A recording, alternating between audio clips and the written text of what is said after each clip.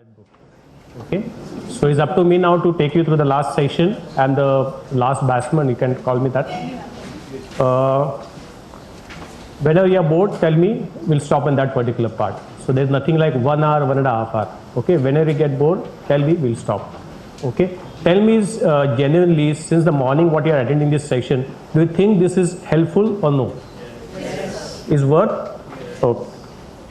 So good, at least the first day was successful. Okay. So now the last session will be about arteries, veins and lymphatics. Okay. To cover 3 topics in a matter of 1 hour is going to be difficult. So my job here is to make you aware about which particular topic in these 3 systems are important as far as the clinical part is concerned, as far as the MCQ part is concerned. Okay. I'll start with arteries first because majority of the questions are on arteries or the arterial diseases. Okay, like almost I will say 60% of questions will be on arterial diseases. 40% of question, 30% of question maybe can talk in terms of venous disorder. Venous disorder, only 2 important things, varicose veins and varicose veins, which includes even the varicose ulcers, and deep vein thrombosis. Then comes lymphatics. In case a question is asked on veins, very unlikely the question will be asked on lymphatics. But lymphatics does carry almost 10% of weightage in any kind of examination. Okay. So 3 systems, artery, veins and lymphatic. When I'm going to talk about arteries, hello? So when I'm going to talk about arteries, in arteries itself there are particular topics which are very, very clinically important.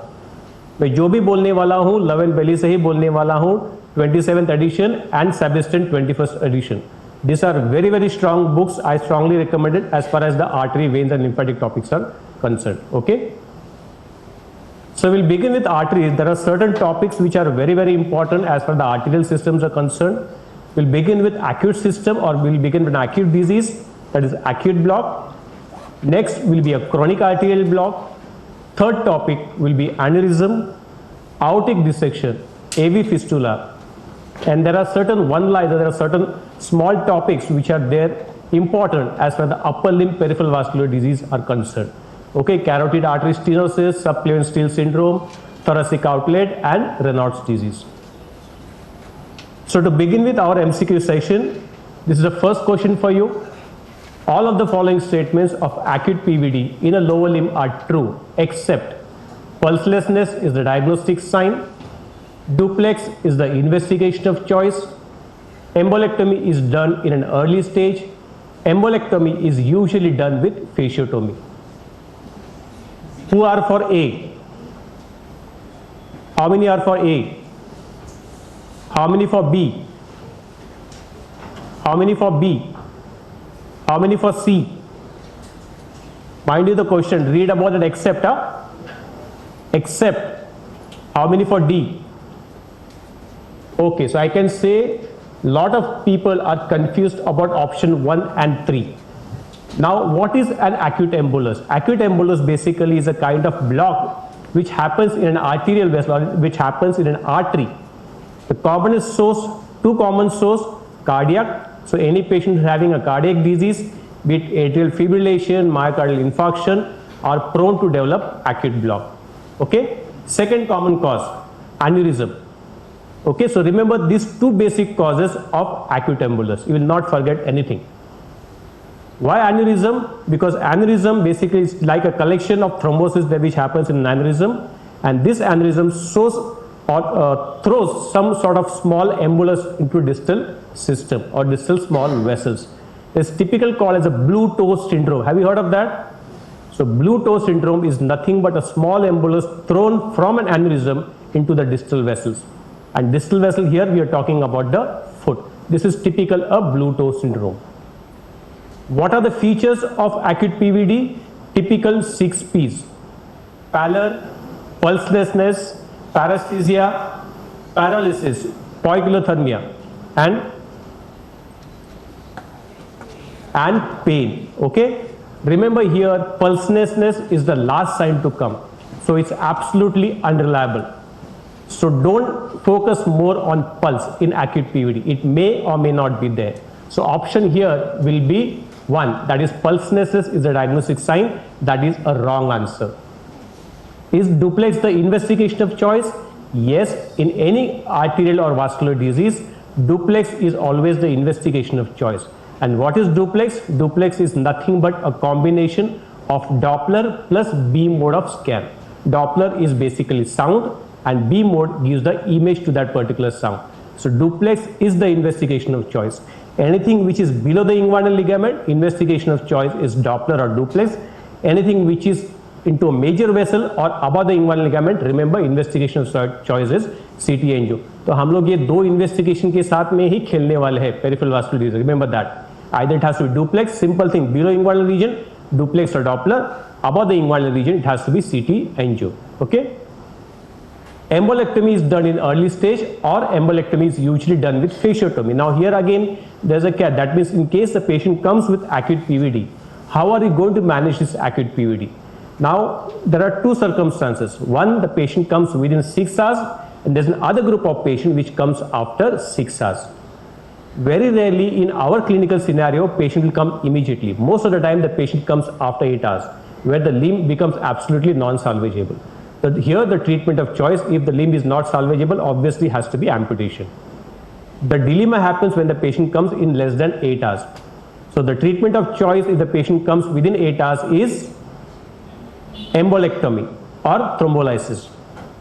Okay, so patient has come within 8 hours, the treatment of choice is embolectomy. But mind you, here again, embolectomy is not the only thing what we do in an acute PVD. It has to be done along with fasciotomy. Why? Why?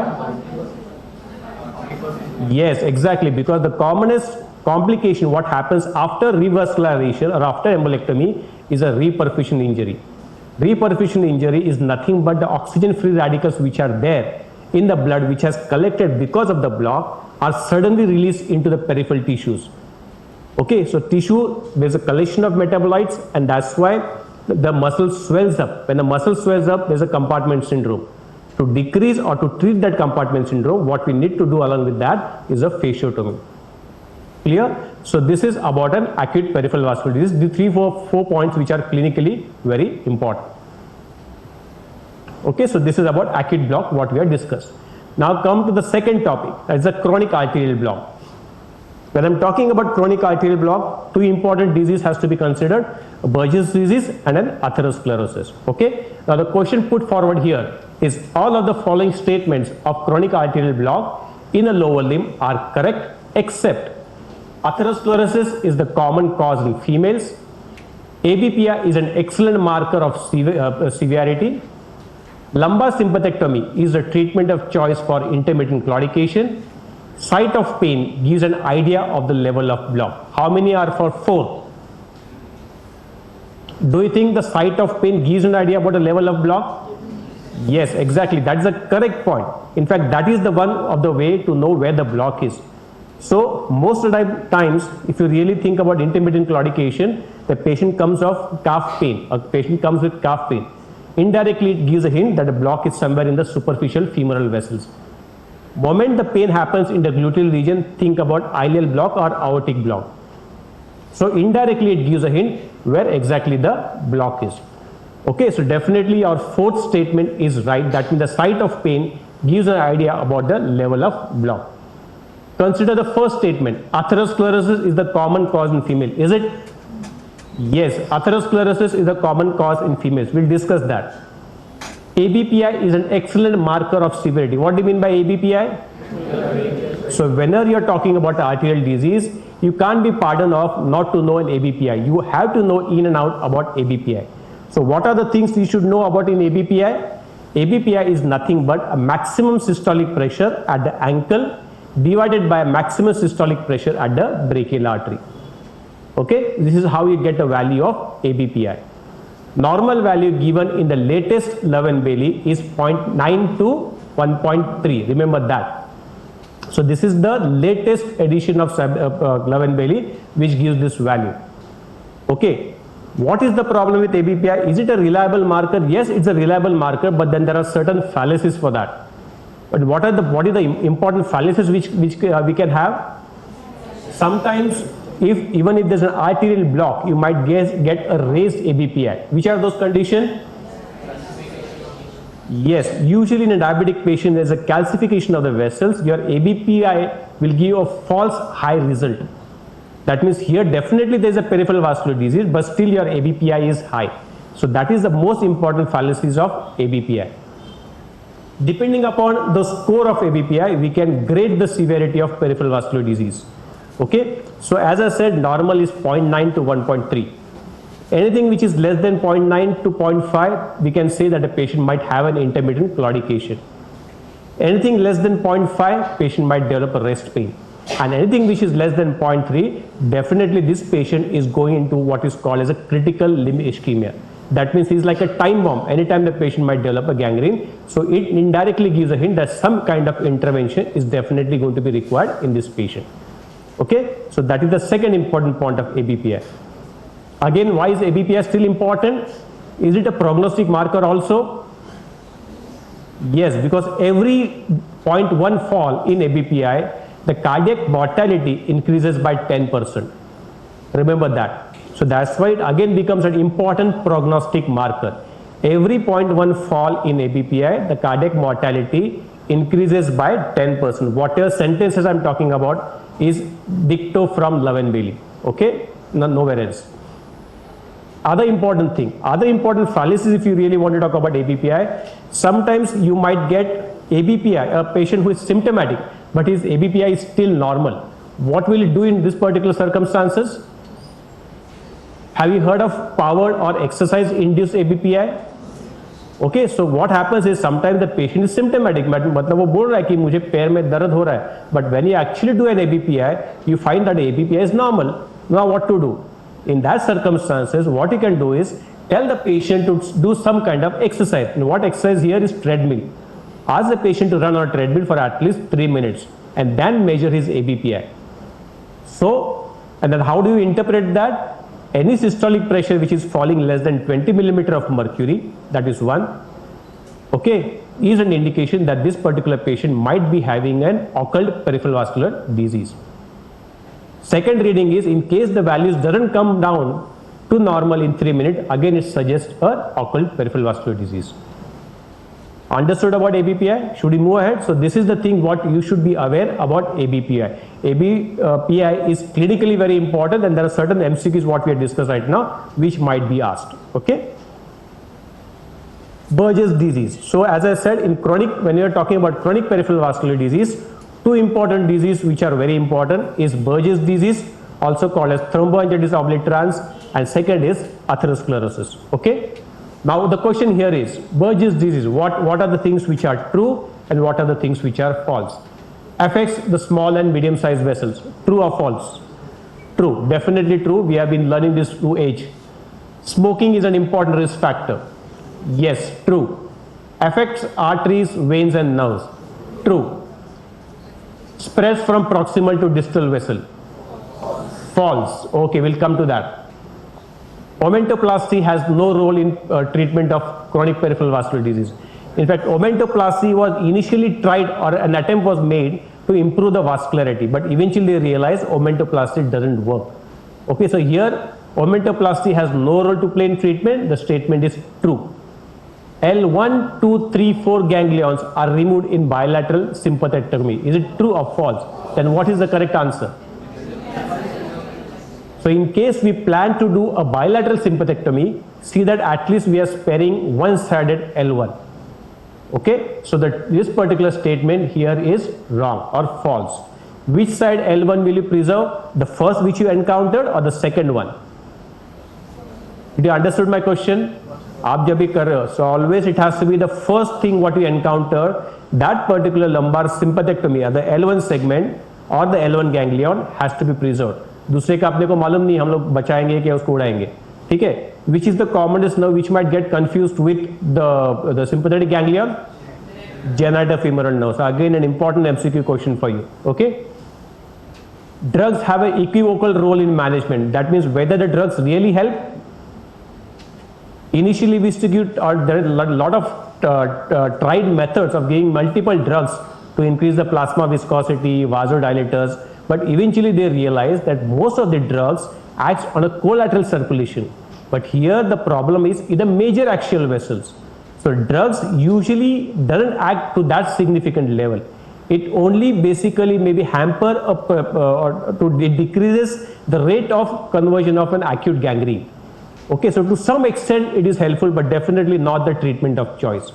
Okay, we'll come to that, the spread from proximal to distal vessels. In fact, here we have to differentiate the disease from atherosclerosis. So as I said, two important diseases, Burgess disease and atherosclerosis. Burgess disease common in males, atherosclerosis common, or in fact it's equal both in male and female. Okay, Burgess disease happens in the age group of 30 to 50. Atherosclerosis, we all know, happens after age of 50 years. Burgess disease usually affects all arteries, veins and nerves. Atherosclerosis usually affects only the arteries. Okay, the most important point here is the Burgess disease affects the small and medium sized vessels. Atherosclerosis affects the bigger sized vessels. Okay, again one more important thing is Burgess disease spreads from distal to the proximal. Very important point, because this is how your management is decided. Because in case your distal vessels are blocked, you won't be able to do a bypass. So that's why most of the times the treatment of choice in a Burgess disease is conservative. Your bypass or your stenting usually doesn't help. While in atherosclerosis, the disease spreads from proximal part to the distal part.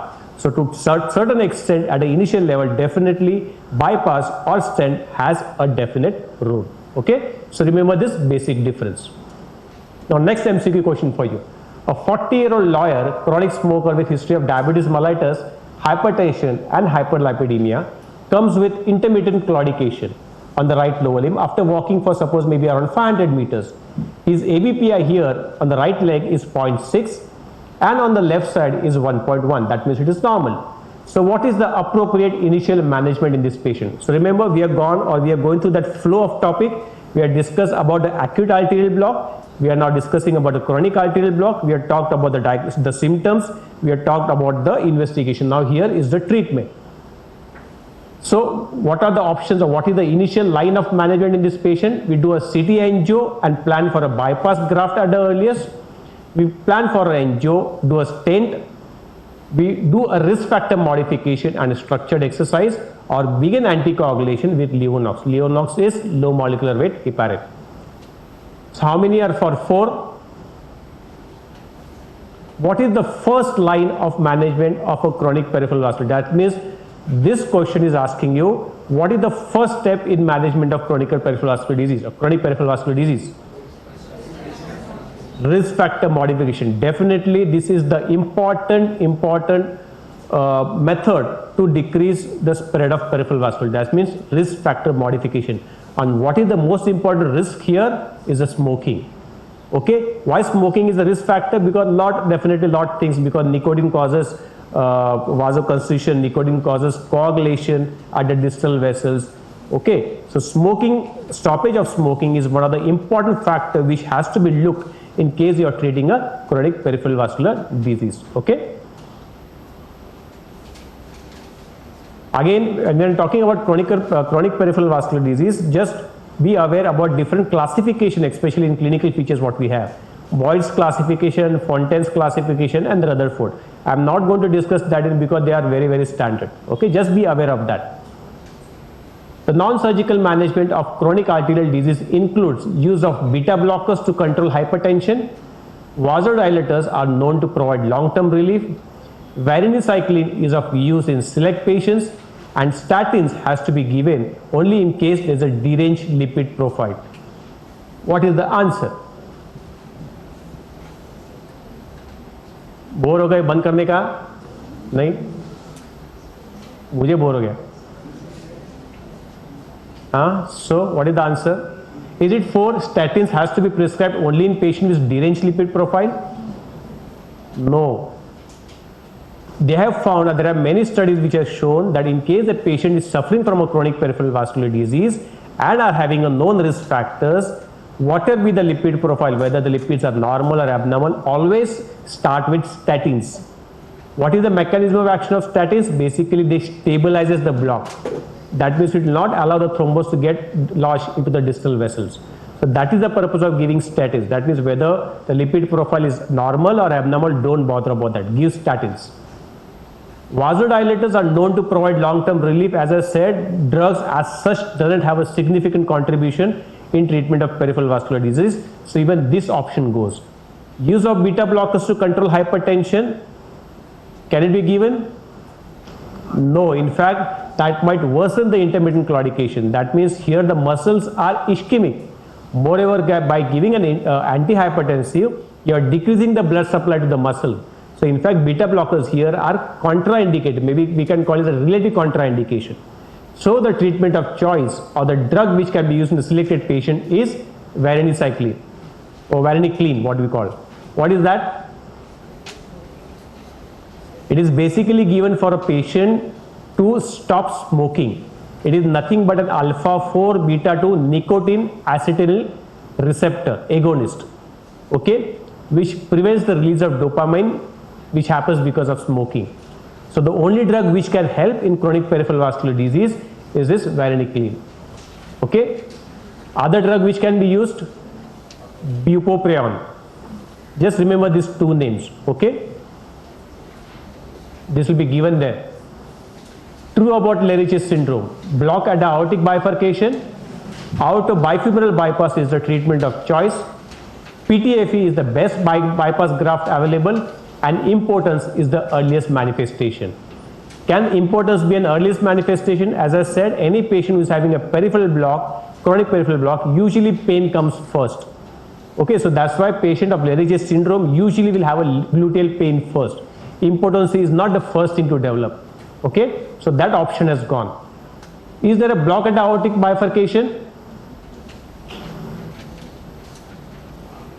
Yes, obviously. What is Lerich's syndrome? Lerich's syndrome is nothing but a block at the bifurcation. Remember here, embolus usually happens at the level of bifurcation or when there is any kind of tributary. Okay, thrombus happens usually in the axial vessels. Okay, so here Lerich's syndrome is nothing but a thrombus which is lodged at the aortic bifurcation. So here the patient commonly present with gluteal pain or impotence. So first option definitely is true. Aorto bifemoral bypass is the treatment of choice.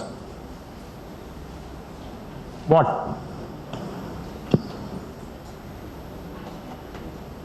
I think here the question is framed is wrong. No? मैं बोल दिया इसके लिए हो गया. Can we do an aorto iliac block bypass? Then, so aorto bifemoral again is a wrong choice. What about third choice? PTFE is the best bypass graft which is available. Is it true? Dacron graft. Again, remember here about the graft. Okay, graft are usually done in a chronic disease. Okay, especially when there is a stricture or there is a single block. Not even single block, I will say it's a stricture. Now here, how to again know what kind of graft you are going to use. Remember, anything which is above the inguinal ligament, we use a Dacron graft. Anything which is below the inguinal ligament, two options are available. If we are talking about artificial graft, it becomes PTFE. Natural graft is saphenous. Best option available out of PTFE or saphenous is definitely natural, that is saphenous. Saphenous two ways, either in situ, मतलब जैसा है saphenous उसको ही वैसा anastomose करना है. Only thing is you have to damage the walls. Okay, because walls are flowing upwards or showing or going up. So it will allow the flow only from lower to higher, and we exactly want the ulta thing, ulta flow. So here first you have to lyse the walls or you have to damage the walls so that the flow is maintained down. But the problem what happens in case you traumatize the walls, the chance of thrombosis is going to be there. That is the only problem. Otherwise, in situ saphenous vein graft is the best graft what can be put, especially in case patient is having a peripheral vascular disease which is below the knee joint. Okay, so remember that. Dacron graft above the inguinal ligament, PTFE graft again is a good synthetic graft below.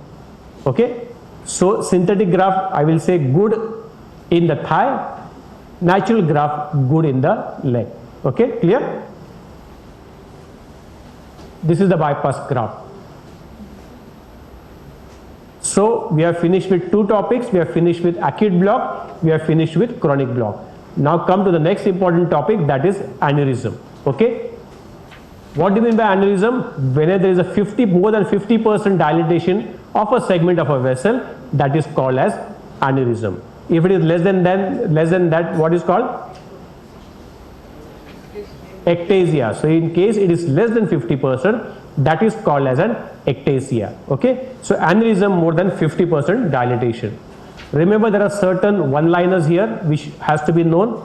Most common site of aneurysm, brain, that is circle of Willis. Most common peripheral or most common extracranial, what if I to really talk about aneurysm, infrarenal abdominal aorta. Most common peripheral vessel which is involved in aneurysm is popliteal. Most common visceral is splenic artery.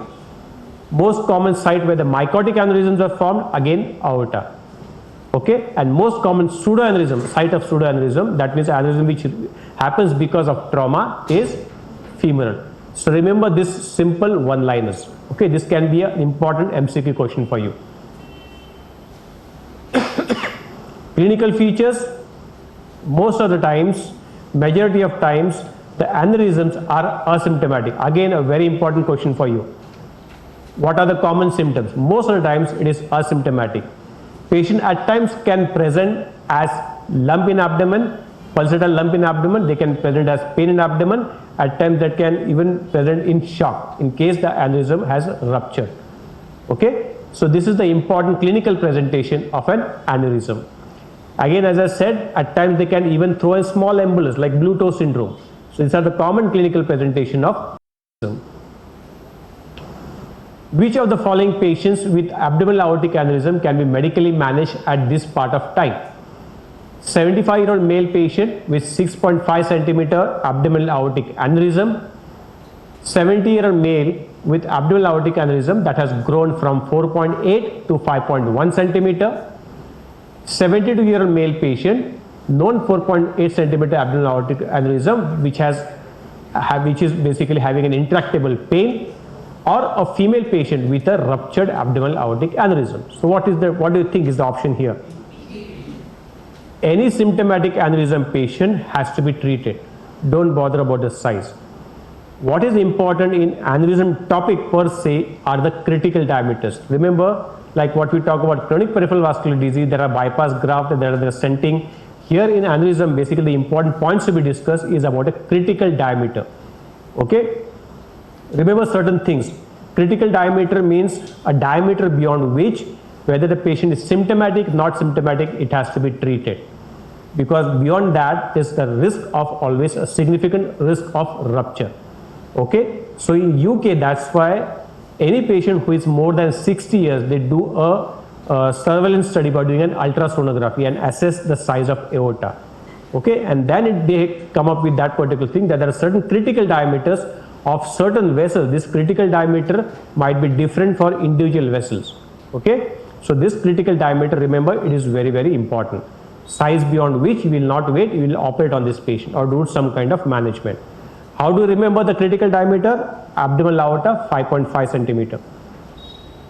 Thoracic or descending aorta, it is 6 centimeter. Ascending aorta, again 5.5. So 5.5, 6 and 5.5. Remember, these dimensions are very, very important because most of your questions will be based on this dimension. Okay. Reduce that by 0.5 centimeter for a female patient. Okay, so what comes 5.5 centimeter here for an abdominal aorta becomes 5 centimeter in a female patient. Reduce that again by 0.5 centimeter in case patient is having an Ehlers-Danlos syndrome or a Marfan syndrome, especially if you are talking about ascending aorta. Okay, so these are different critical diameters as far as the aorta is concerned. There are, like in aorta, there are certain critical diameters even for the peripheral vessels. So there is something which is called for the popliteal, something which is called for the femoral. What is for popliteal? What is the critical diameter for popliteal? That means beyond which you will not wait for a conservative line of management is around 2 centimeter. Femoral 3 centimeter. So remember, this critical diameter is very, very important. So remember these dimensions. So how do we answer this question? 60-year-old female patient with ruptured aortic aneurysm, definitely, as I said, all symptomatic or all complicated aneurysm patient has to be operated. So that's why this is out of question. Again, the patient with pain has to be operated. So the third and fourth goes. What about the first and second? 75-year-old male patient with 6.5 centimeter abdominal aortic aneurysm. As I said, 5.5 is the critical diameter. Here is 6.5 centimeter. Okay, so patient requires surgery. So 1 gone, 3 gone, 4 gone. That means all these 3 patients are going to require surgery. What about the second one? 4.8 to 5.1 centimeter male patient. Okay, because it is less than 5.5 centimeter. Again, here the rate of growth of an aneurysm also is very, very important. Okay, abdominal aorta, the rate of growth of almost 0.5 centimeter per year is important. That means you operate. If the aneurysm you feel is going at a rate of more than 0.5 centimeter per year, you have to operate. Descending aorta, 1 centimeter per year growth, operate.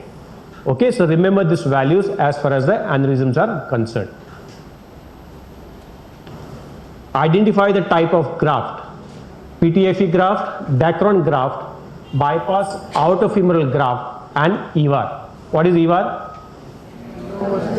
Endovascular aneurysmal repair. Okay, so that is EVAR. So which graft is this? Definitely see a bifurcation there. That means it has to be a aortofemoral graft. Okay, sure. झोपलात का? मग पूछ रहे हो कि बता रहे हो? हाँ? Why EVAR? Why not a aorta bifurcation? बोलो दो दिख रहा है ना? एक सिंगल ल्यूमन दिख रहा है और नीचे 2 लाइन दांडी जा रहा है. Can you see the hooks out there at the proximal part? Okay, so basically these hooks are given only in case you are doing an endovascular aneurysmal repair. Hooks won't be there in an open bypass graft. Okay, so this is nothing but an EVAR graft, endovascular aneurysmal repair graft. Not a PTFE graft, not a Dacron graft, not even a bypass aortofemoral graft. समझे आपको मैं क्या बोला? आपको hooks दिख रहा है वहां पे. This all pictures have been taken from love and Bailey.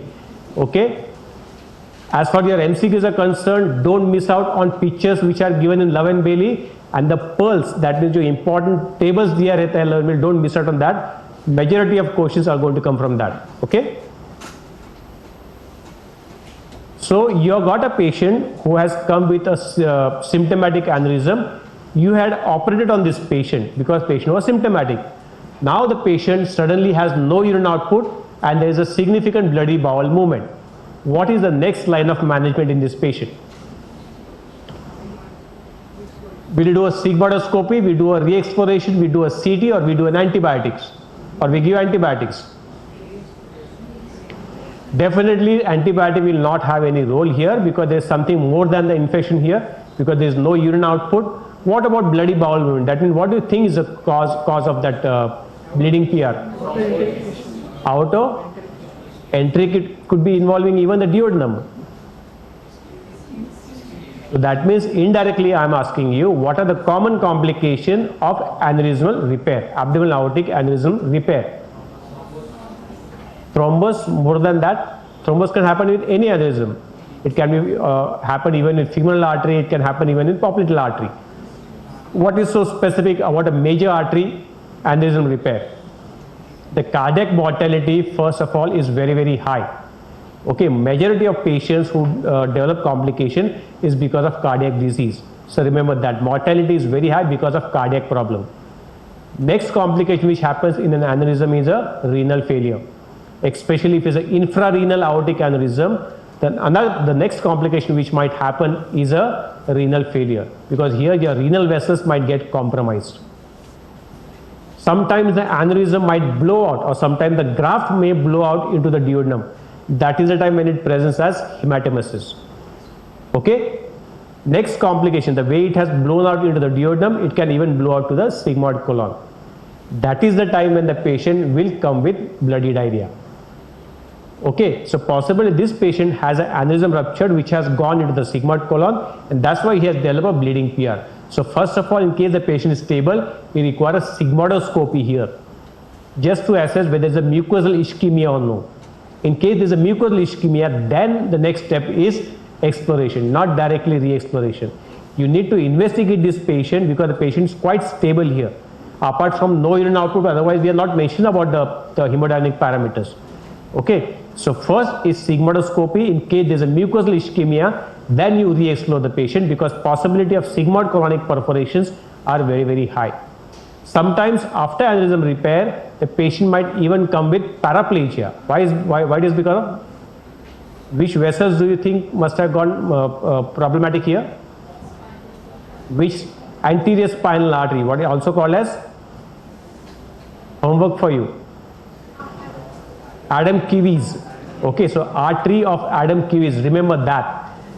Basically is nothing but the vessel which supplies the anterior spinal vessels. Okay, so sometimes in case that vessel is thrombosed or affected, patient might even come with paraparesis.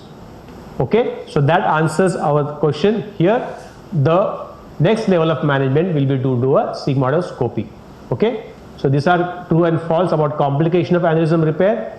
We already discussed that. The important point here is in an elective setting, the incidence of mortality is around 1 to 3%. But the same thing if the patient presents with complication, the mortality increases to around 50%. 75-year male patient is found to have widened mediastinum on a routine chest X-ray. A CT scan shows a 5 cm aortic aneurysm beginning distal to the left subclavian artery. Which of the following is true? This aneurysm should be repaired immediately. Open repair is accomplished by a median sternotomy.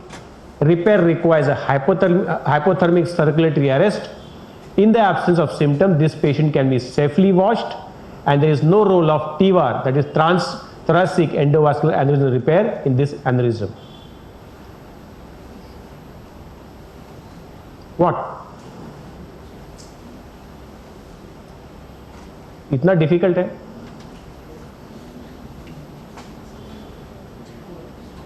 Does it aneurysm require a repair immediately? No, because patient is asymptomatic. क्यों करना है? Just because he has come for routine follow-up, got an X-ray done, you found to have that there is some kind of aneurysm there. But patient is asymptomatic. Okay, so don't do. And the size is just 5 cm. I said 5.5 cm is the critical diameter. So just observe. Open repair is accomplished via median sternotomy. That means it's an ascending aorta which is involved. So do you do a median sternotomy or a lateral sternotomy here? The vessel is distal to the left subclavian artery. That means descending aorta.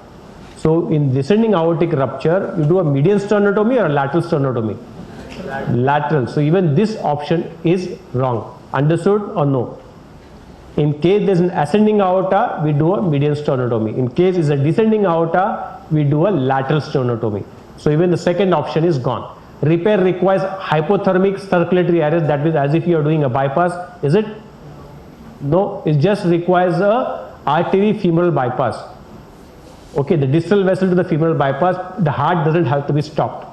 Okay, so even that option has gone. In the absence of symptoms, this can be safely washed until for 6 cm. Yes? Yes. So this is the option. Option 4.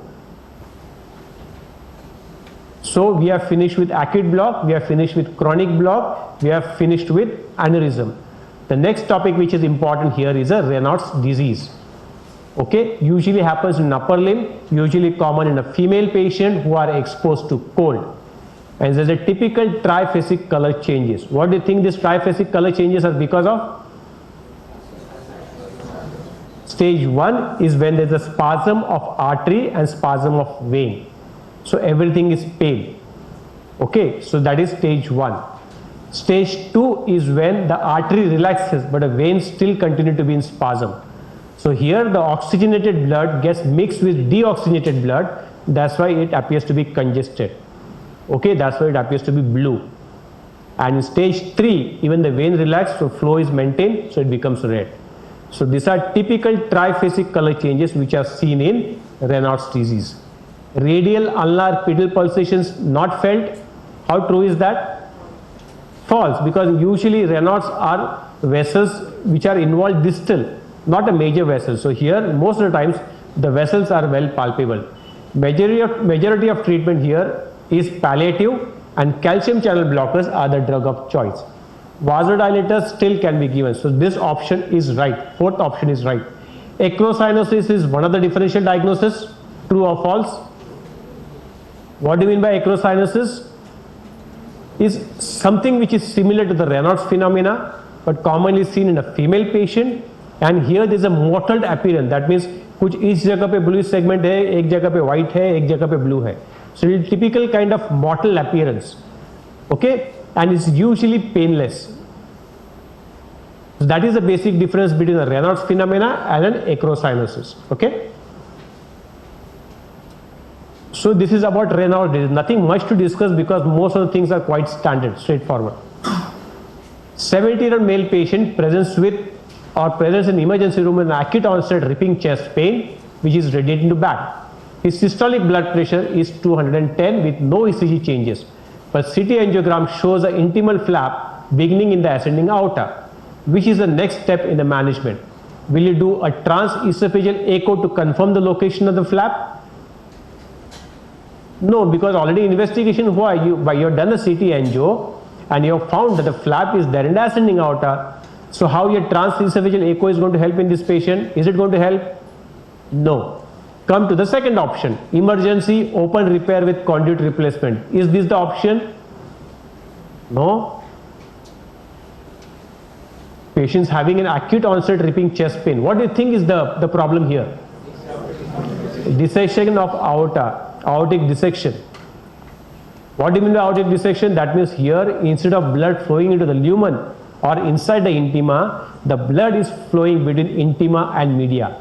Okay, here the main culprit is hypertension. That is the basic difference between aneurysm and aortic dissection. In atherosclerosis or basically aneurysm, the predisposing factor is atherosclerosis, while in aortic dissection the predisposing factor is hypertension.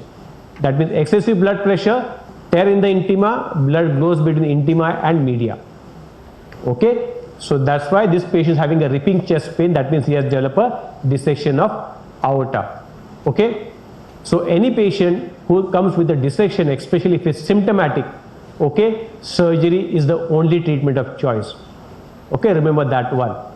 Second, it is something called as a permissive hypotension, especially in case you are managing a patient of aortic dissection. As I said, because hypertension is one of the predisposing factors, as far as possible, give a fluid in such a way that it maintains an adequate perfusion to the vital organ. Don't bring the blood pressure back again to normal, because the moment it comes back to normal, again the same process is going to happen.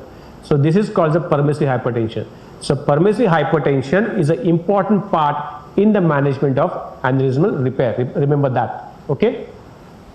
Observation, definitely not, because here the patient is symptomatic.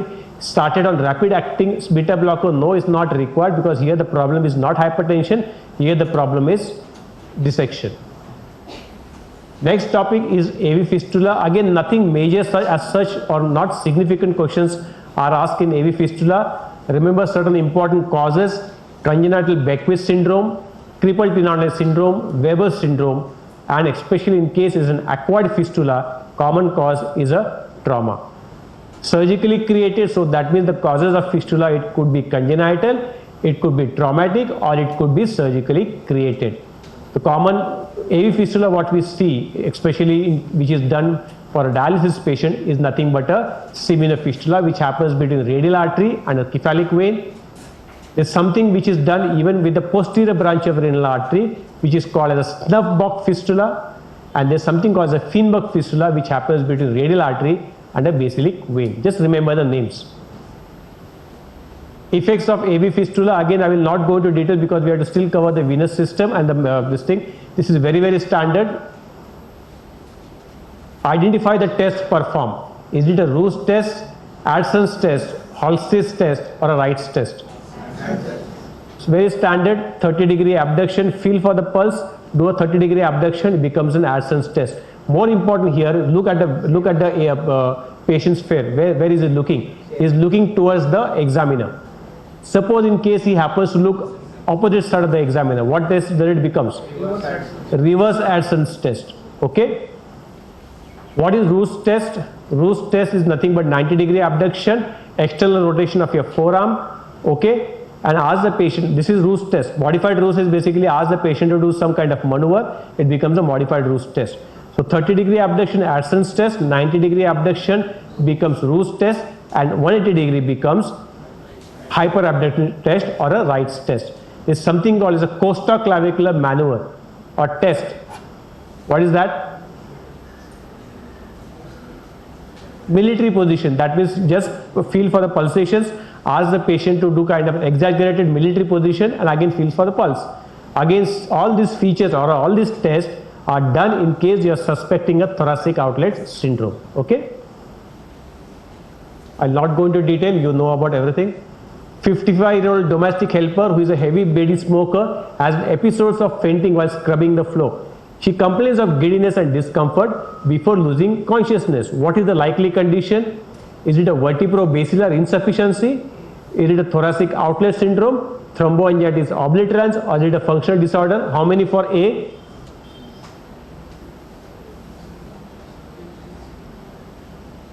So other name for subclavian steal syndrome is nothing but a vertebrobasilar insufficiency. That means here there is a block in the first part of subclavian artery. Block in the first part of subclavian artery. So the blood is diverted from the vertebral vessels of the opposite side. Suppose there is a block here, first part of subclavian artery. The blood is diverted from this vertebral artery and this vertebral artery, and then it supplies the upper arm. That's why patient gets a syncopal attacks. Okay, so especially this movement, especially when there's exaggerated movement of the upper limb, patient will develop this kind of symptoms. Remember this. So in upper limb, this is one important syndrome which you should be aware of. Raynaud's disease, this. Commonest part of subclavian artery by stenosis, just now I said, is first part. So this is how the flows goes in subclavian steal syndrome. Whatever I am discussing right now, remember the reference is Levin Bailey and Sabiston. Okay, absolutely nothing significant or absolutely no Khufia books. Which of the following drugs can be used in patients undergoing angiography for the prevention of contrast nephropathy? Again, I will not waste time because this is something like a fact. I'll give the answer here. Acetylcysteine. Everything will be there in your PPT. Which of the following imaging techniques can be helpful in patient with chronic renal insufficiency?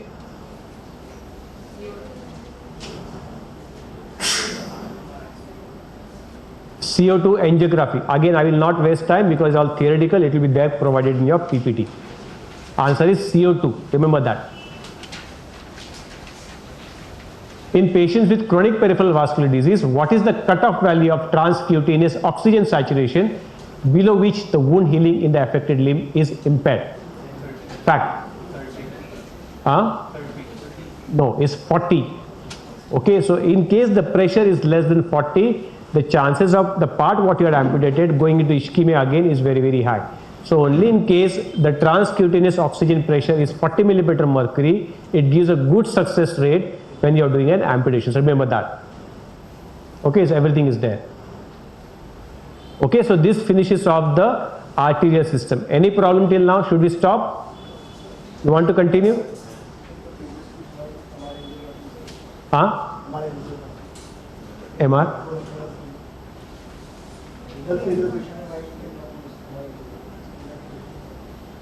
MR angiography. There are certain advantages, certain disadvantages. I will not give, everything is there. Okay, CO2 is a new technique. Okay, but the problem is COC, basically CO2, when you do a CO2 angiography, it displaces the blood vessels. So the imaging is much better. Okay, but the problem is it releases gas. Ultimately, it's the gas what you are using. The chance of embolism is there. That is one disadvantage.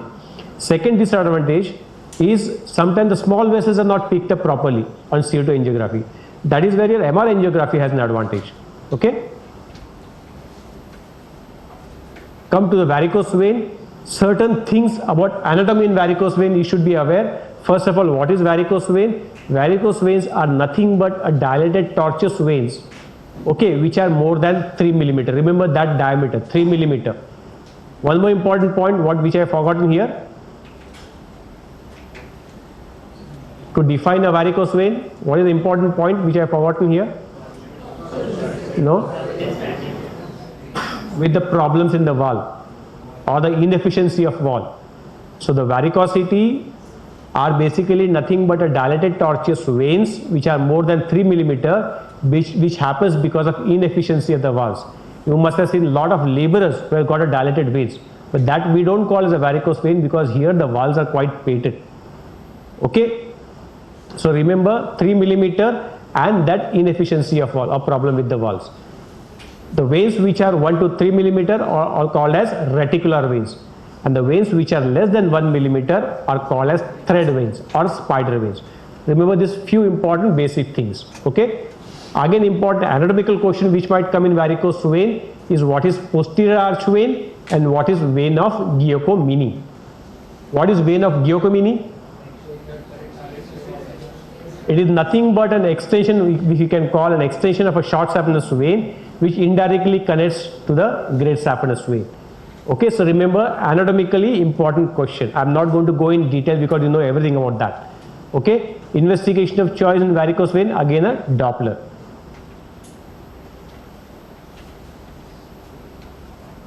Important MCQ question, be it NEET PG or NEET, this is a favorite question. Mickey Mouse sign on B mode ultrasonography in a patient with varicose vein does not include this structure. Standard.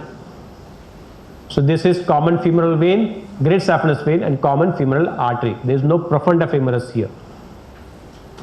Test as far as the specificity and sensitivity is concerned, they are not that significant or they don't give a good result. So these are just for clinical importance. As far as the theoretical importance is concerned, definitely these are not important. Okay. 3 important pictures, especially in case you are talking about varicose veins, you have to remember. This is post-thrombotic leg. That means in case the patient develops a thrombosis, there are almost 50% chance that after 5 years he will develop a post-thrombosis, varicosity or post-thrombotic changes in the limb. And what do you mean by post-thrombotic changes? That means he might develop a varicosity, he will develop a discoloration or he develop a edema and skin changes. This is called as a post-thrombotic leg. That means 5 years back this patient had a thrombosis and now he has developed, though the thrombosis has gone, this is the feature of his limb. Okay. This is the second important picture which you should understand. Corona phlebectica or called as malleolar flare. So this is nothing but a thread veins which are there spread in a fan shaped fashion around the ankle. Remember that word is very, very important. Corona phlebectica. This is even come in your CA classification now. Okay. So what is the importance of this? This is an early sign of advanced venous disease. Remember this very, very important statement. Early sign of advanced venous disease. Third important picture as far as varicosities are concerned. Atrophy blanche.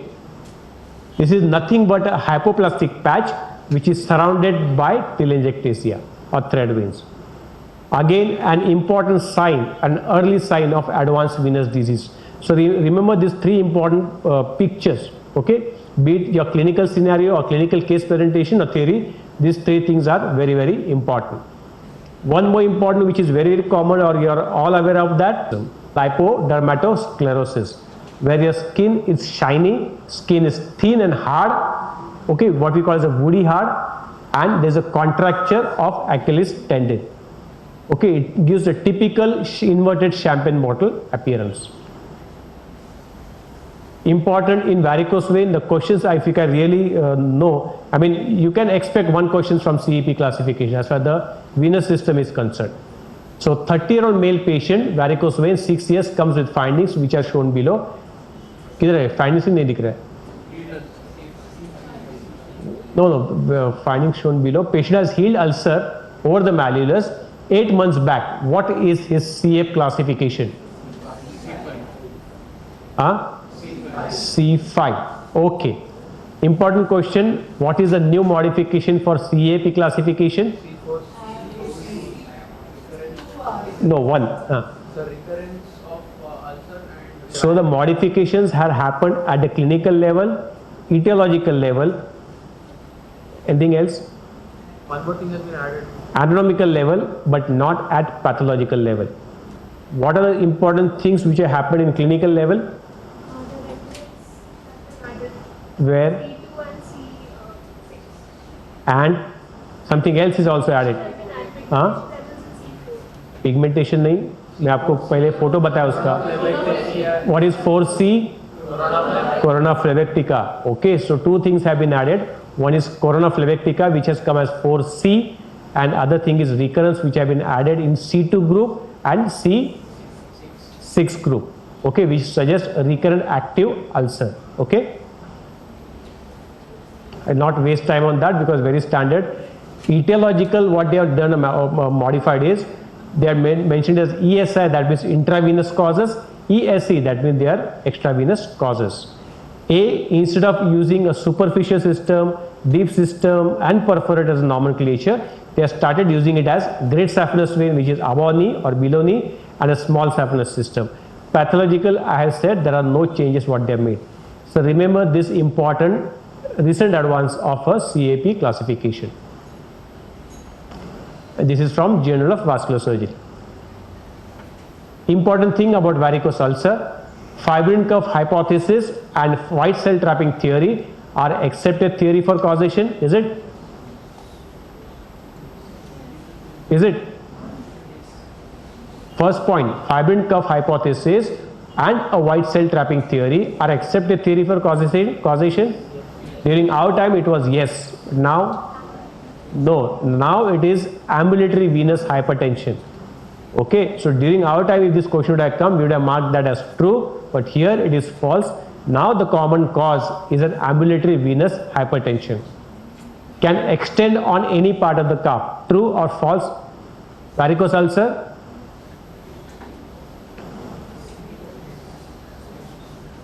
Usually it happens in a gaiter area. Okay, very rarely it will spread to cuff.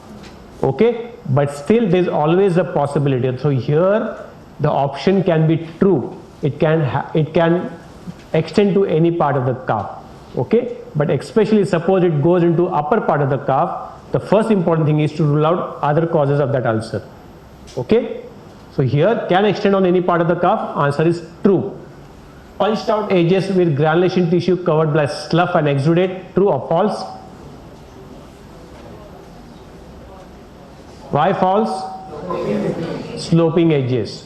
Almost all venous ulcers have surrounding lipodermatosclerosis. True or false? Yes. All these statements what I have made are from Love and Bailey. Multi-layered elastic compression dressing is effective. Yes. Yes. How many layered dressings are there?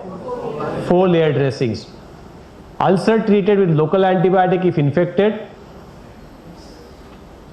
Ulcer treated with local antibiotic if infected. Local antibiotic?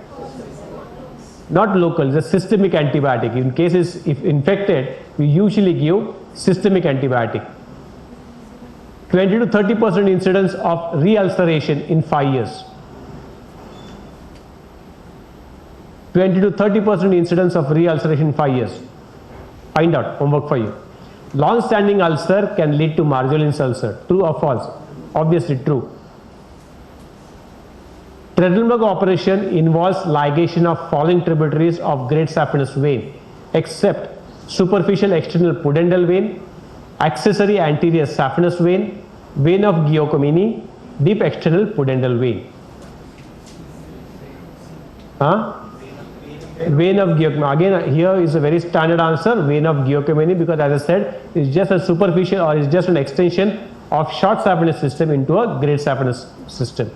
Okay, classical picture from Love and Bailey. These are the tributaries what we ligate in case we are doing a ligation procedure from SF incompetence. Medially there are 2 tributaries, superficial inferior epigastric or superficial pudendal and deep external pudendal. Lower down is the anterior lateral vein and posterior medial vein, and on the lateral side is superficial epigastric vein and superficial circumflex iliac. So these are the 6 tributaries which you need to ligate.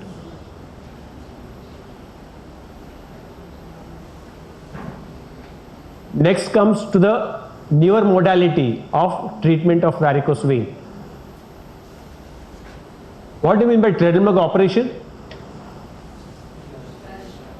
Is a flush ligation of saphenous vein where it enters the femoral vein. Okay, does it implies cutting of the vein also?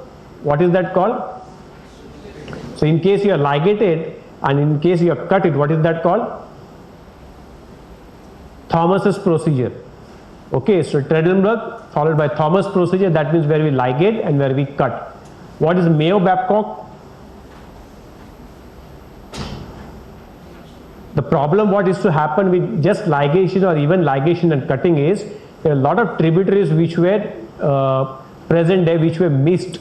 So the chance of recurrences were very high. Okay, so eventually they thought that is not a problem with ligation. Along with ligation, you also need to strip the vein. So Mayo-Babcock is the procedure what we initially used to do. That means ligate all the tributaries and strip the vein right up to the ankle. But again there was a problem here. That means in case we are stripping it anything which is below the knee, so in case we are stripping it below the knee in a great saphenous vein, damage to saphenous nerve is going to be significant. That's why this procedure was again modified into what? Above the knee. And what about the lower the knee? So then it was modified, that means stripping was carried only up to the knee joint. Below the knee joint, instead of stripping, people used to excise the vein. Again they saw that excision again gives a poor cosmetic result. So instead of excising, again they started stripping the V up to the knee and they started injecting sclerotherapy. Okay, again this they find gives a bad scar and the chance of recurrences are going to be very, very high. And here the perforators were not dealt. So we used to always treat the great saphenous vein varicosity, but the perforators were never tackled. Then came into picture of perforator ligation. Initially they started ligating perforators above the fascia. So problem again happened of skin necrosis, skin infection. That's why I thought that better we do it below the fascia. Then it becomes subfacial. Okay, that is called as Turner-Warwick surgery. I'm talking about surgery. Okay, so remember this, I'm talking about surgery. Okay, तो ये हो गया surgical removal of vein. But then people thought, why always project the particular person for surgery? There are some kind of conservative means also which are available where the patient doesn't require anesthesia. अपने को when he निकालना है ना, जो खराब when है वही निकालना है, बट सर्जरी के अलावा भी और कोई तरीके हैं. तो वो और क्या तरीका है? उसको अब्लेट करना, मतलब उसको जला डालना. ठीक है, कैसे जलाएंगे? दो तरीके से जलाएंगे, विथ हीट और विथ ग्लू और some kind of fixative material. Heat से जलाएंगे, again two kind of heat which is available, RFA and laser.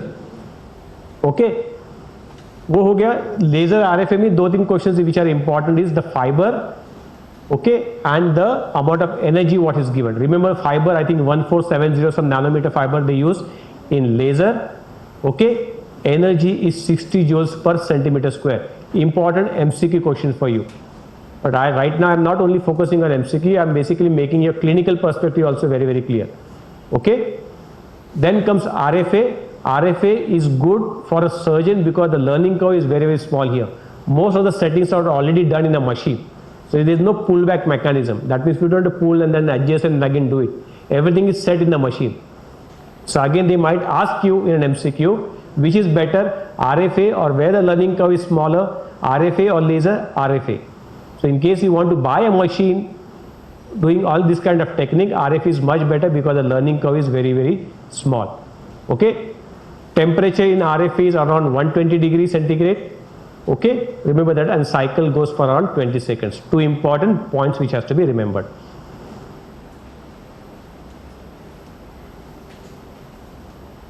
बाद में लोगों ने सोचा कि these are very costly things, laser, RFA हमारा हैसियत नहीं है, तो are there any cheaper models or are there any cheaper ways to just ablate the vein? Then they came up with sclerotherapy. So sclerotherapy also burns, but it's something called chemical burning. पहले heat से जला रहे थे, अभी chemical से जला रहे. ठीक है, so that is nothing but a sclerotherapy for varicose vein.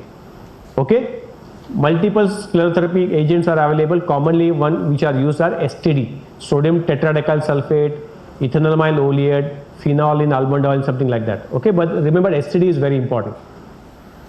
Again they realize कि अगर मैं सिर्फ sclerozone देता हूँ तो उसका इफेक्ट जो है थोड़ा देर ही रहता है, because moment the blood enters there, it gets distributed in the circulation. Okay, so in case it has to be made effective, they have to build a process or they have to build certain kind of mechanism where they inject and the sclerosant remains there for a little longer time. And how did they achieve that? By using a foam sclerotherapy. Foam से क्या होता है, एक blood displace हो जाता है, so sclerosant becomes or comes more in contact with the endothelium, so burning is quite significant. Okay, छोटा dose से भी आप significant vein को कवर करते हो. Secondly, it doesn't get easily diffused in the blood. It takes some time. Okay, so the contact time is increased, contact area is increased, contact time is increased. So that is the purpose or an advantage of using a foam sclerotherapy. Important MCQ question is Tessari. Remember that. Technique of foam sclerotherapy is Tessari's technique. What is the pressure exerted by class 2 stockings used as an adjunct for the treatment of varicose veins? I will skip this because this is very standard, fact based.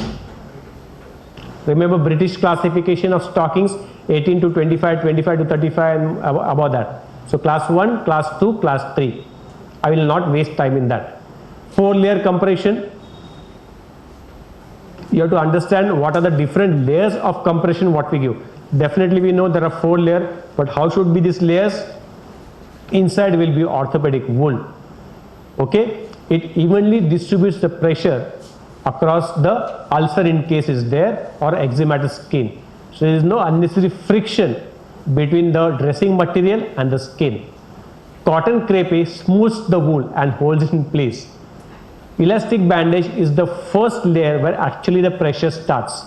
Almost 1/3 of pressure which is created by this compression happens at elastic bandage level, and 2/3 happens at cohesive bandage. Just remember that. Okay, that is more than enough for you. The only drug which there is an evidence that venous ulcer healing is hastened by improving microvascular circulation is pentoxifylline. Again, a statement which has been taken from Love and Bailey, because it decreases the cytokine collection or the cytokine metabolites which happens in that particular area. Okay, it decreases the plasma viscosity, it increases the pliability of RBCs, so it improves the circulation. So in case some drug has to be named as treatment in any kind of peripheral vascular disease or a venous disease, think about pentoxifylline. No things can be completed in a venous system if you don't mention about Klippel-Trenaunay syndrome. Okay, very important topic. What is it? Is it a non-familial mesodermal abnormality? Yes or no? Is it a non-familial mesodermal abnormality? False? Is it familial? It is non-familial mesodermal abnormality. That means it's true. Remember that. Characterized by multiple AV fistulas, venous ulceration and high output cardiac failure. True or false? अरे क्या सब true? What is that? तो फिर Park-Weber syndrome क्या है? Park-Weber syndrome is one of the differential diagnoses of Klippel-Trenaunay syndrome, where there are multiple arteriovenous fistula. Because of that, there is venous hypertension, venous ulceration. Okay, so what sentence they have mentioned in segment 2 or second line? Multiple AV fistula, venous ulceration. Because obviously there is a high output or there is an AV fistula, it has to be in high output cardiac failure, is about Weber syndrome, not about Klippel-Trenaunay syndrome. Klippel-Trenaunay syndrome is a persistent vestigial vein which is having a cutaneous nevus, a soft tissue and a bone hypertrophy. So third sentence here defines that syndrome. Second sentence defines the Weber syndrome. Treatment of choice is venous stripping with compression bandage and low molecular weight heparin. True or false? Why? Yes, important thing, even is an important clinical question for you. So in case you come across any patient with Klippel syndrome, there might be a aplasia or a non-development of deep venous system. Okay, so don't remove the superficial vein, otherwise the patient will end up with venous gangrene. Most of the times the treatment is conservative. Only we operate in case is a cosmetic things what the patient wants, and that too we can do a sclerotherapy, but definitely not a surgery. Okay, this is how the Klippel syndrome looks like. Which one is a high risk factor? Now we come to we are finished with varicose, we are finished with varicose ulcer. The next topic what we are going to discuss is about a deep vein thrombosis. Which one is a high risk factor for the development of DVT in an operative patient? Left inguinal hernioplasty in a 40-year-old patient with no risk factor. Bilateral MRM in a 60-year-old female patient with no risk factor. Left below-knee amputation in a 30-year-old male patient. Ischiotomy over the chest in a 40-year-old female patient with 60% superficial to deep burns. C. I think if you have really read your Levin-Bailey, there should be no problem in answering this. It has to be C, because what Levin-Bailey says, the patient will be high risk for deep vein thrombosis in case he undergoes any kind of major limb amputation. So there is a very well table which is given in Levin-Bailey. No risk or mild cases, or mild risk, moderate risk and high risk. Mild risk, minor cases with no risk factors. Major cases again with no risk factors. Moderate risk is basically surgery which goes, or patient who is more than 40-year-old male patient with the risk factors. Okay, malignancy, burns patient, these are all moderate risk. Anything which has been operated in the lower limb, pelvic surgery which has been operated for cancers, any kind of amputation which is done in the leg are considered as severe risk or high risk. Very well formatted table in Levin-Bailey. You should have your must, that particular thing has to be read by you. Okay.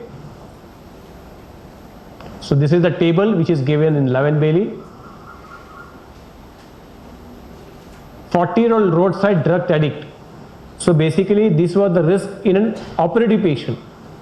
In a regular patient, there are also a defined set of patients which will have a low probability of DVT, moderate probability of DVT and high probability of DVT. Which are this group of patients? I will talk to that, but first we will just tackle this question. 40-year-old roadside drug addict with no other risk factors is been hit by a truck and develops a fracture femur. He is being operated for same, but on day 4 it develops pain and swelling of entire left lower limb. Which of the following statement is incorrect? Homan's sign, good bedside method to diagnose DVT, is it? Should not be done. In case patients having an acute DVT, no kind of clinical test has to be done, because it's a very risk factor for the dislodgement of the embolus as such, and again it doesn't have a good sensitivity. Okay, so bedside tests are not a good test for diagnosing DVT. Patient has a moderate probability of DVT as per modified Wells criteria. Majority of time it is unilateral DVT. DVT, is it majority of time unilateral? Yes. So majority of time a DVT is unilateral. Only in 20 to 30% of patient it will be bilateral. Both mechanical and pharmacological prophylaxis for DVT is indicated in this patient. What do you think? Which is the incorrect statement? How many for A? How many for B? आधा आधा मत करो, A and half नहीं रहता है, either A रहता है B रहता है. B, how many for B? Okay, why B? Why high risk? 3 or 2? 2 पूछा था 2, 3 बोला 3. So remember here that word drug addict is very important. So patient who is drug addict, the score significantly rises. Okay, directly the table taken from Levin-Bailey. Okay, modified Wells criteria, you should know that. Any risk factor which is more than 2, okay, patient requires both mechanical as well as pharmacological prophylaxis. Mechanical मतलब वो जो pump रहता है वो क्या बोलते हैं उसको? Pneumatic compression dressing, elastic wrap bandage, and pharmacological means low molecular weight heparin or warfarin later on. Okay. In fact, that is the purpose of categorizing all these patients: low risk, moderate risk, or high risk. Okay.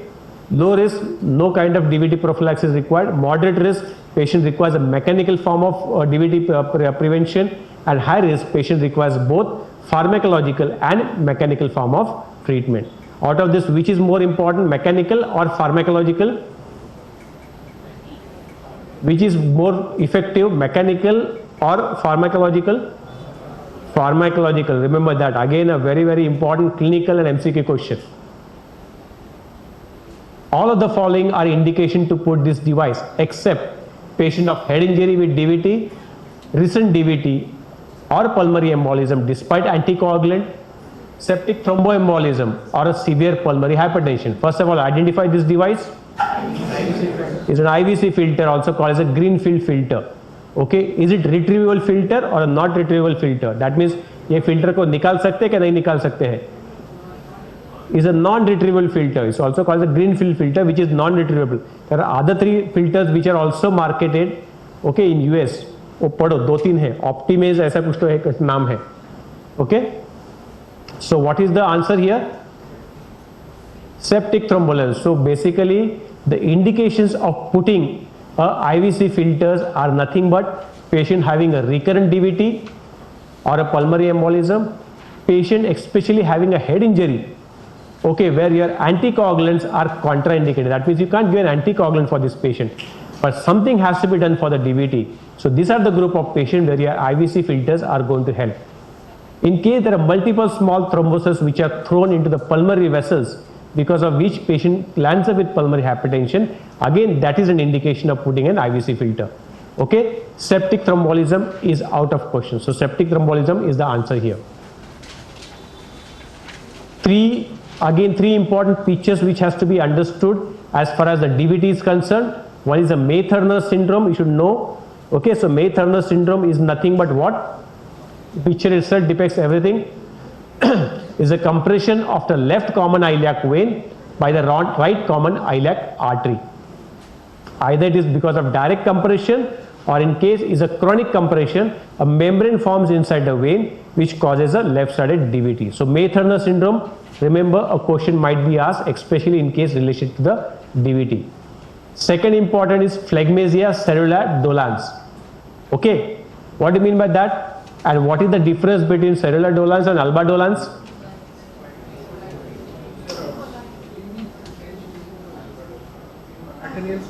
So in alba dolans, it is only the axial veins which are thrombosed. The collaterals are patent here. That means you can have only a femoral vein thrombosis, but your great saphenous vein will be patent.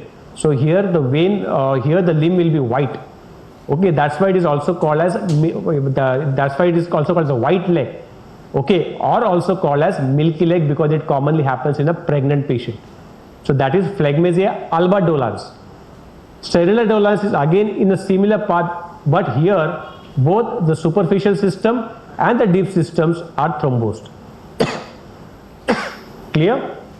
So 3 important things in DVT: alba dolans, cerulea dolans and May-Thurner syndrome. Now there is a clinic which is just opened in my building, and I see all this category of people visiting that clinic. What do I think? Their board is still not displayed. What do you think? That clinic must be of an orthopedician, a physiotherapist, a hematologist or a psychiatrist. क्या clinic खोला है, अभी तक उद्घाटन भी नहीं हुआ उसका, पेशेंट्स आने चालू हो गए और ऐसे ऐसे बड़े बड़े पेशेंट्स. हाँ, क्या हो सकता है? एक सब लोगों का एक एक्शन देख लो ना, कुछ लगता है वो एक्शन में कुछ सिमिलरिटी है. There's an excessive use of upper limb here. Okay, so in case a person uses the upper limb with significant force or with a significant weight, what is going to happen? बोलो. हाँ, so what is Paget-Schroeder disease? So Paget-Schroeder disease is nothing but an axillary or a subclavian thrombosis which happens because of excessive use of an upper limb. So all this patient might be in fact going to a hematologist because the patient has developed a thrombosis. It may not be an orthopedician or a physiotherapist or a psychiatrist. Okay. Again, when it comes to DVT, you cannot end the topic if you are not talking about anticoagulants. Okay. True or false in anticoagulant therapy? Initial treatment is with heparin for at least 5 days along with oral vitamin K antagonist. True or no? Oral vitamin के antagonist मतलब क्या? Warfarin. तो देता है कि नहीं देता है? देते हैं ना. So it's very common. So it's true. In case of recurrent DVT, anticoagulants are given life long. True और false? So usually we give anticoagulants for 3 months, But in case there's a recurrent DVT or in case the risk factor persists, we give it lifelong. Target INR value on treatment with anticoagulants is 2.5 to 3.5. Lipos. Remember here there are certain target values of INR which you should be aware of. With heparin it is how much? And what do you measure in that with heparin? Activated partial thromboplastin time. What it should be normally? Especially if you are giving heparin, it should be 60 to 80 seconds more than normal. Remember that. This is very, very important. Okay. What should be the PT-INR? What should be the blood coagulation profile where that has to be maintained with heparin? When it comes to warfarin, how much it should be? So in case you are using a warfarin, it should be 2 to 3. 2.5 to 3.5, it is given in case patient is having a metallic valve.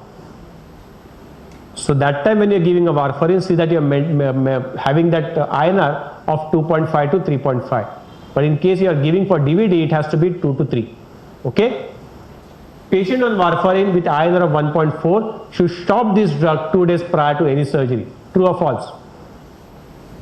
Patient is on warfarin, so you need to stop warfarin, right?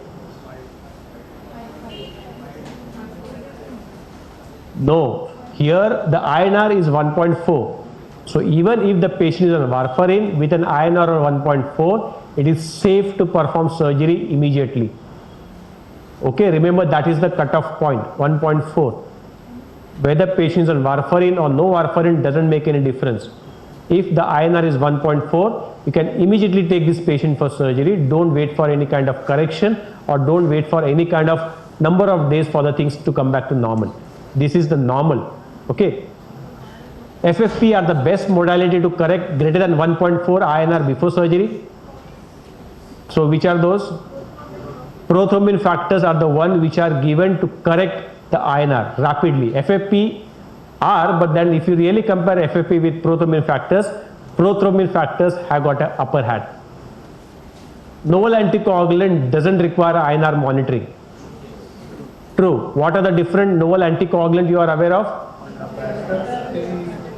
Again here direct thrombin inhibitors and factor 10A inhibitors.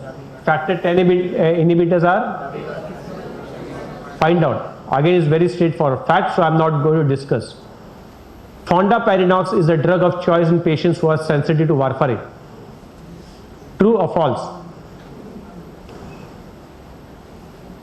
True or false? True. Okay. Which is the other option or which is the other drug which can be given? Bivalirudin, have you heard of? So that is the again other drug which is available in case patient is sensitive to warfarin. Okay.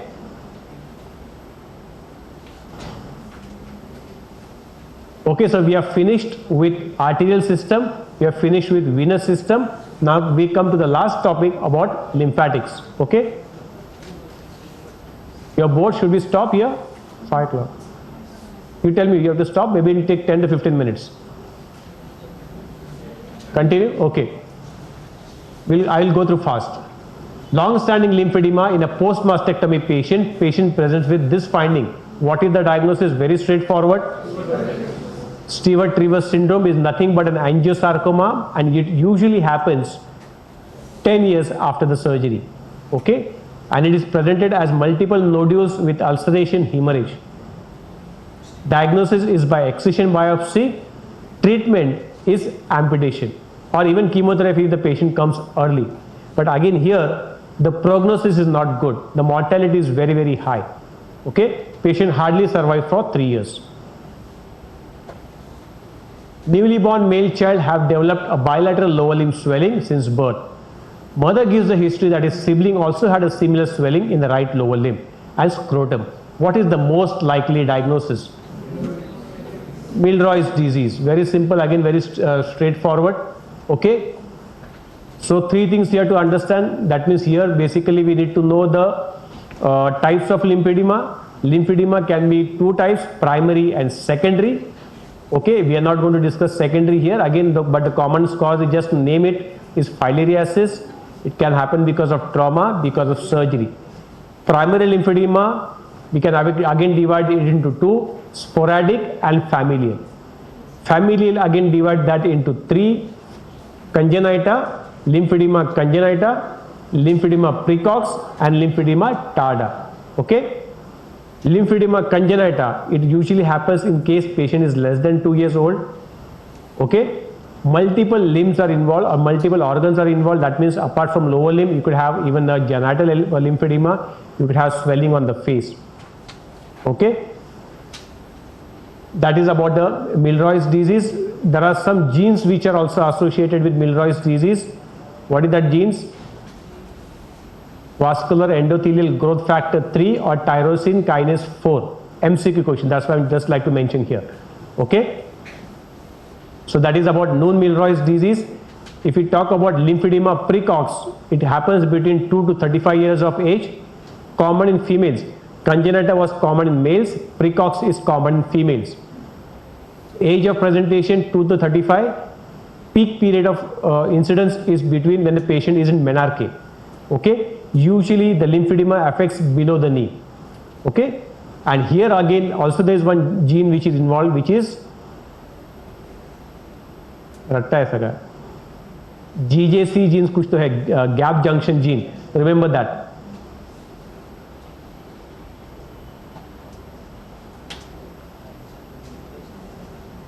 That lymphedema precox is also called as mixed disease. Don't get confused with mixed syndrome and mixed syndrome. अलग अलग है, तीनों चीज अलग अलग है. Mixed disease अलग है, मिक्स सिंड्रोम है जिसमें एक एस ऐड होता है और जिसमें एक एस नहीं ऐड होता है, मतलब ऐसे 2 सिंड्रोम है और एक डिजीज है. Okay, so you see how you remember that, but don't get confuse with this 3 entities. These are totally different entities. Mixed syndrome, mixed disease, and again one mixed syndrome. So 2 syndrome, 1 disease. Okay, what we deal in a lymphedema is a mixed disease. Okay, skin signs what we encounter in lymphedema is a buffalo hump. That means where the contour of the angle is lost. So that sign is typically called as a buffalo hump sign. Stemmus sign, that means we are not able to pinch up the skin. Skin becomes thick, fibrotic, so we are not able to pinch. That is called as stemmus sign. There will be squaring of toes and there will be deepening of skin creases. This is what they are performing is a stemmus sign, classified into which group of Brunner's classification?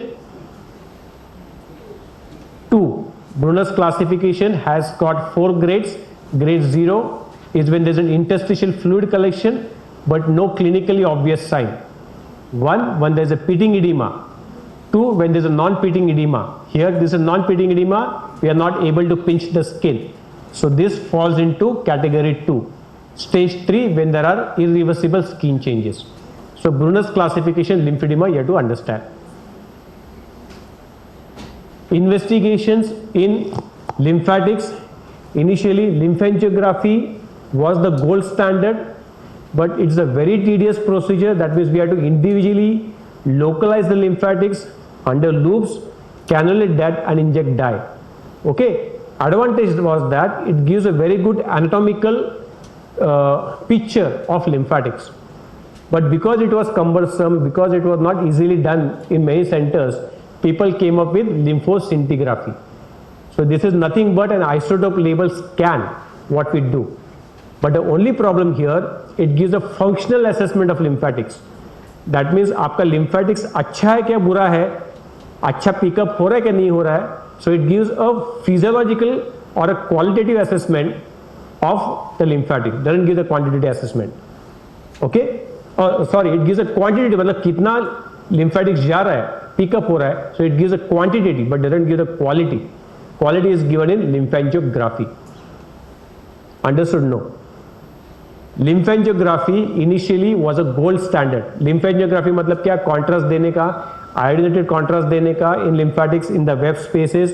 Then you have to trace that lymphatics. Okay, from the leg into the tummy or into the abdomen.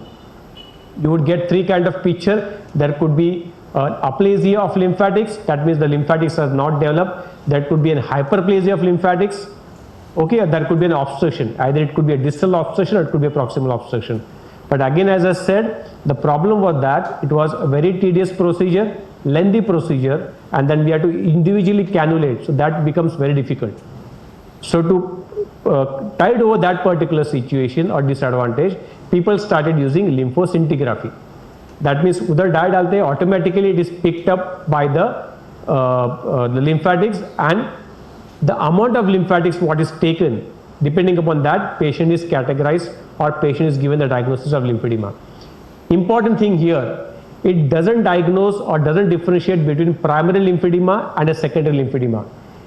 Only thing what it does, it differentiates lymphedema from other causes of lymph swelling. समझा, मतलब DVT है या some kind of tumor are there, it can differentiate into that, but it cannot differentiate between the primary lymphedema and a secondary lymphedema. That is the important thing as far as you and the theoretical part is concerned, you should understand. It does not differentiate between primary and secondary lymphedema. It only differentiates whether it's lymphedema or something else. Okay? Depending upon the rate of intake, normally the rate of intake is around 0.6 to 1.6%. Okay? If it is less than 0.3, that means there is definitely a lymphedema. In deep venous system, it is more than 2, maybe 2%. Remember just this sentence, everything is there in your PPT. Okay, so don't get confused, but these are the questions which might be asked in MCQs, especially in relation to investigation of lymphatics. Okay. Skin care and lymphedema is a very good table which is given in Love and Bailey. Just go through that. Only thing here is just solve this MCQs. Promptly treat the skin cuts and bruises. Avoid taking blood sample from the affected limb.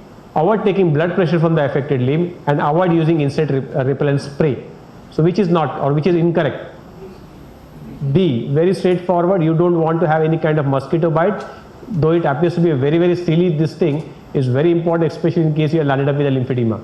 You don't want any kind of cut, bruises, don't want any kind of procedures in that limb. So definitely you are going to use an insect repellent spray.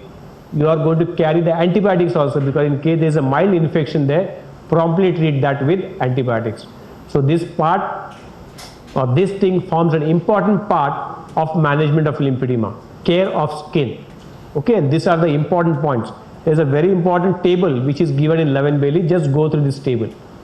Okay. Again, what sort of exercise are advised for a lymphedema patient? Therapeutic modalities management lymphedema. Diuretics. Okay, that is straightforward. All of the following are true except chylothorax is most often caused by malignancy. Chylous ascites is most often caused by malignancy.